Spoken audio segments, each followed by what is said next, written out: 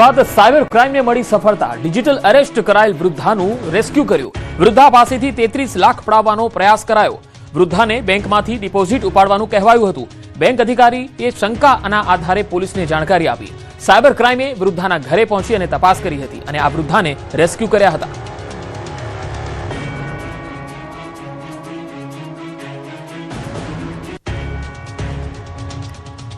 અમદાવાદમાં 16 ઓવરબ્રિજ પર ભારે વાહનો પર પ્રતિબંધ મુકાશે। એએમસી દ્વારા હાઇટ બેરિયર લગાવાશે।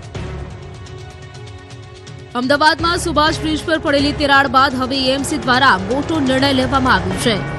શહેરમાં 16 બ્રિજ પર ભારે લોડિંગ વાહનો પસાર ન થાય તેને લઈને એએમસી દ્વારા રોક લગાવવામાં આવશે। સમગ્ર મામલે એએમસી દ્વારા ટેન્ડર પ્રક્રિયા હાથ ધરવામાં આવશે, જેમાં 3 કરોડનું ટેન્ડર બહાર પાડવામાં આવ્યું છે।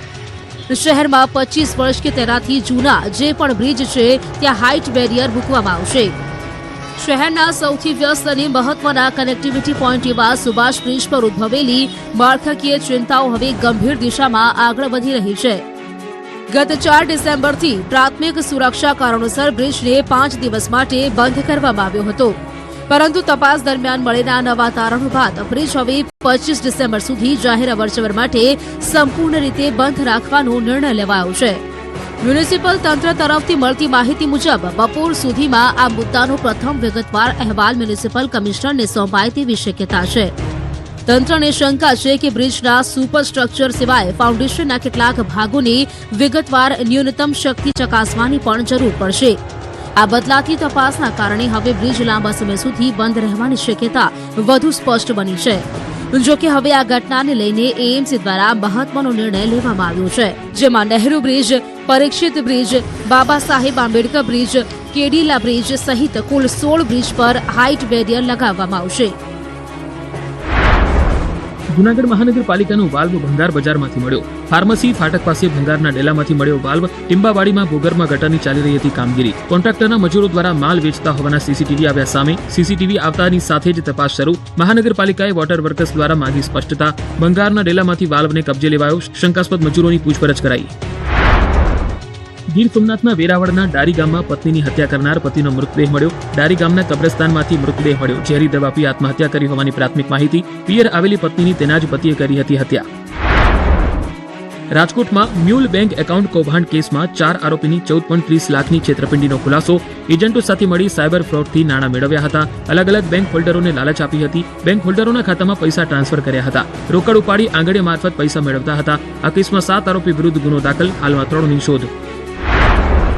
અમદાવાદના કાપડના વેપારી સાથે કરોડો રૂપિયાની ઠગાઈ કરનાર આરોપીની આર્થિક ગુના નિવારણ શાખાએ ધરપકડ કરી।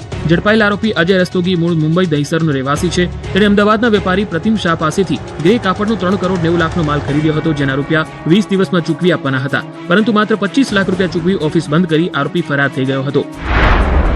ગીર સોમનાથના કોડીનારના જંતરાખડી ગામે દીપડો પાંજરે પુરાયો। દીપડો છેલ્લા ઘણા દિવસોથી ગામ અને સીમ વિસ્તારમાં દેખા દેતો હતો, જેથી ખેડૂતોને ગામ લોકોમાં ભયનો માહોલ હતો। ત્યારે વન વિભાગને જાણ કરતા પાંજરા ગોઠવવામાં આવ્યા। ખૂંખાર દીપડો પાંજરે પુરાતા ખેડૂતોને ગામ લોકોએ રાહતનો શ્વાસ લીધો। સુરતની વીર નર્મદ દક્ષિણ ગુજરાત યુનિવર્સિટીમાં એમપેકની મહત્વપૂર્ણ બેઠક મળી, જેમાં 183 વિદ્યાર્થીઓની ગેરરીતિ સંબંધિત સુનાવણી પૂરી થઈ। 131 વિદ્યાર્થીઓના રૂબરૂ નિવેદન નોંધાયા। એમપેકે હાઈટેક ચોરીની ગંભીરતાપૂર્વક નોંધ લીધી। 14 વિદ્યાર્થીઓને કાઉન્સેલિંગ માટે મનોવૈજ્ઞાનિક કેન્દ્ર મોકલાયા। સુનાવણી બાદ તમામ કેસની ભલામણ ઈસી અને બીઓએમને મોકલવામાં આવી। અનેક વિદ્યાર્થીઓ વિવિધ રીતે પરીક્ષામાં નકલ કરતા ઝડપાયા હતા।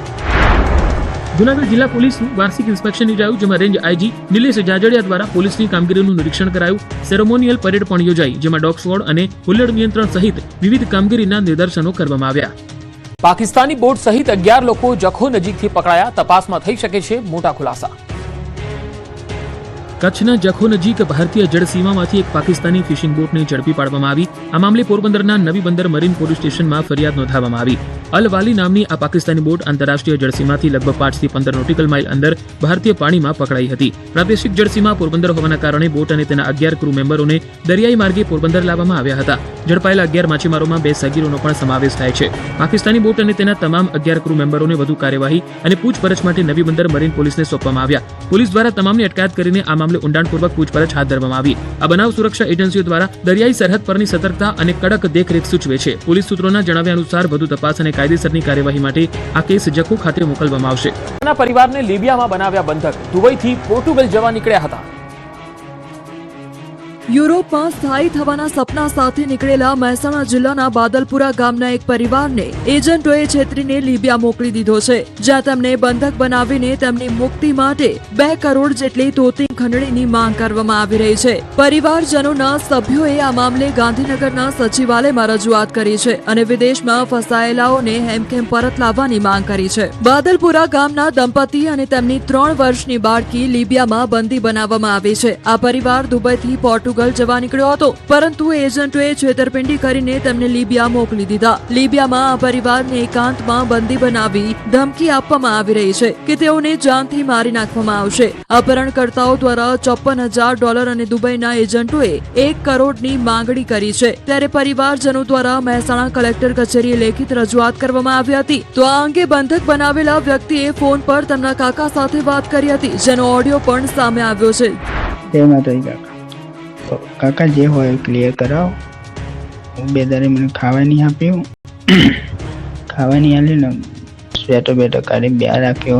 જે હોય આ ભાઈ ડબલ 44 વાળો નંબર હે ને એ પર વાત કરી જે બી હોય ક્લિયર કરો.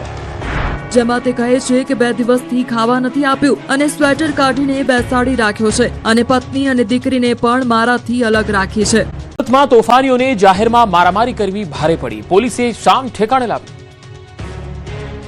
સુરતમાં તોફાની તત્વો બેફામ જાહેરમાં જન્મદિવસની ઉજવણી કરી અને એ સમયે તેમને રોકવા જતા સિક્યુરિટી ગાર્ડને માર માર્યો. આ દ્રશ્યો છે વેલંજા વિસ્તારના, જ્યાં પોલીસે તોફાની તત્વોના વાયરલ વિડીયો બાદ કાર્યવાહી કરી શાન ઠેકાણે લાવી.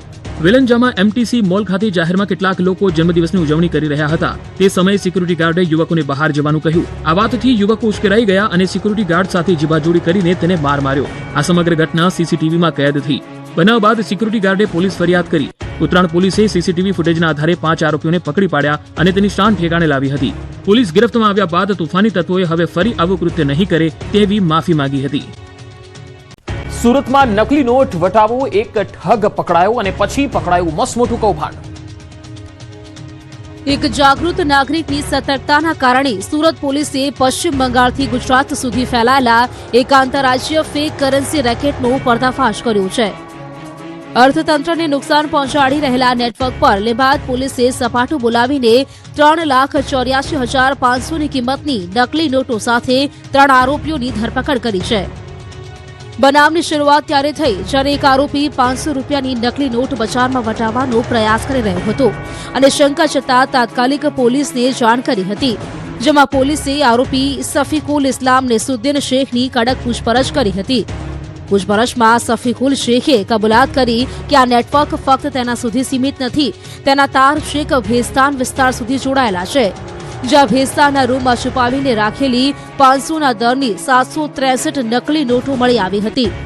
આ ઓપરેશનમાં પોલીસે સફીકુલ ઇસ્લામ નસુદ્દીન શેખ, મોહમ્મદ રાકીબ નાજુમુદ્દીન શેખ, તાજમહેલ ઉર્ફે મિલન જયમત મંડલ નામના આરોપીની ધરપકડ કરી છે. આરોપીઓની મોડસ ઓપરેન્ડી પણ ચાલાકી ભરી હતી. તેઓ 500 રૂપિયાની નકલી નોટ આપીને માત્ર 50 થી 100ની નજીવી ખરીદી કરતા હતા. બદલામાં તેઓ વેપારી પાસેથી 400 જેટલી અસલી કરન્સી પરત મેળવી લેતા. આ રીતે નકલી નોટો બજારમાં પધરાવીને તેઓ અસલી રોકડ એકઠી કરતા હતા. શાકભાજી માર્કેટ, પાનના ગલ્લા અને નાની દુકાનો તેમનો મુખ્ય ટાર્ગેટ હતો. લીંબાદ પોલીસે હવે આ રેકેટના અન્ય સભ્યો અને નકલી નોટોના મૂળ સોર્સ સુધી પહોંચવા માટે તપાસનો ધમધમાટ શરૂ કર્યો છે. વધુ એક જિલ્લામાં વાઘની એન્ટ્રી, વન વિભાગને મળ્યા પંજાના નિશાન.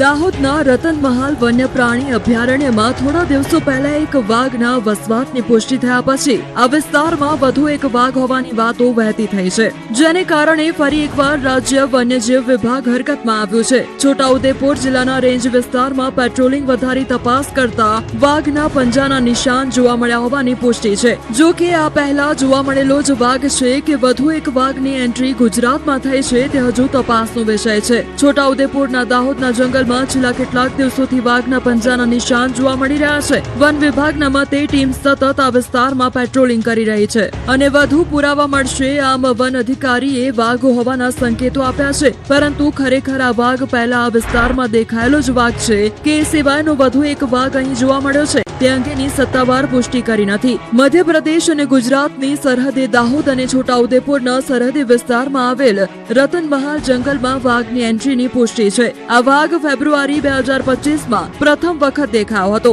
જે મધ્યપ્રદેશથી આવ્યો હોવાનું માનવામાં આવે છે. જે બાદ મે 2025થી તે કેમેરા ટ્રેપમાં વારંવાર કેદ થયો હતો અને નવેમ્બર 2025માં તેના 9 મહિનાના સતત વસવાટની પુષ્ટિ વન વિભાગે કરી હતી. તો વન વિભાગે કેન્દ્ર સરકાર પાસે વાઘણની માંગ કરી હતી. 25 વર્ષ પહેલા ગુજરાતમાંથી લુપ્ત થયેલા વાઘને હવે ફરી એકવાર અહીં સ્થાયી કરાવી શકાય. જો કે આ માંગ હજુ તો યથાવત જ છે. અકસ્માતને આમંત્રણ આપતા આ સ્ટંટબાજો, ટ્રાફિક પોલીસને પડકાર. અકસ્માતને આમંત્રણ આપતા આ વાહન ચાલકો ક્યાંક વાહનો જોખમી રીતે ચલાવી રહ્યા છે તો ક્યાંક વાહનોમાં જોખમી રીતે મુસાફરી કરાવાઈ રહી છે.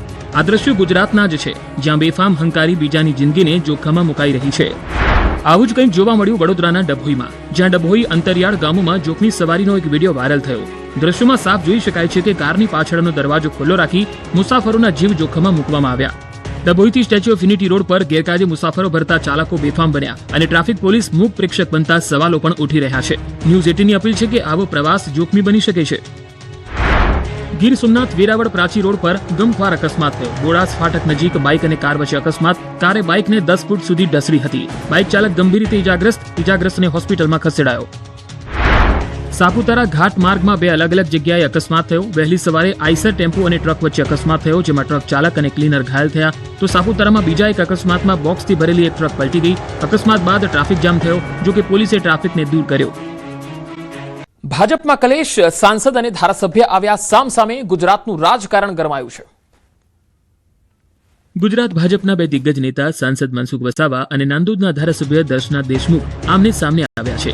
એક લેટર કાંડને લઈ બંને એકબીજા પર આક્ષેપ કરી રહ્યા છે. એટલું જ નહીં, વાત હવે માનહાનિના દાવા સુધી પહોંચી ગઈ છે. હાલ સાંસદ મનસુખ વસાવાએ એક વિડીયો જાહેર કરીને કહ્યું કે દર્શના દેશમુખને ધારાસભ્ય બનાવનાર હું છું. હવે તે પોતાના પગ પર કુહાડી મારે છે. આ રાજકીય હલચલની શરૂઆત ગત 7 ડિસેમ્બરથી થઈ હતી, જ્યારે સાંસદ વસાવાએ એક પત્ર બાબતે પ્રેસ કોન્ફરન્સ કરી હતી અને ધારાસભ્ય દર્શના દેશમુખ પર આડકતરી રીતે ભ્રષ્ટાચારના આક્ષેપ કર્યા હતા. બાદમાં આ બાબતે દર્શનાબેન વસાવાની સામે ધરણા પર બેસવાની વાત કરી હતી. જો કે બાદમાં પ્રદેશમાંથી સૂચના મળી એટલે ધરણા રદ કર્યા હતા. પરંતુ આ મામલે તેમણે જવાબ આપ્યો કે ભ્રષ્ટાચારની વાત સાબિત કરે, નહીં તો હું મનસુખ વસાવા સામે માનહાનિનો દાવો કરીશ. આમ બીજેપીના 2 નેતાઓ આમને સામને આક્ષેપબાજી કરતા આ મામલો માનહાનિ કેસ અને કોર્ટ કચેરી સુધી પહોંચાડવાની વાતો ઉડવા માંડી છે.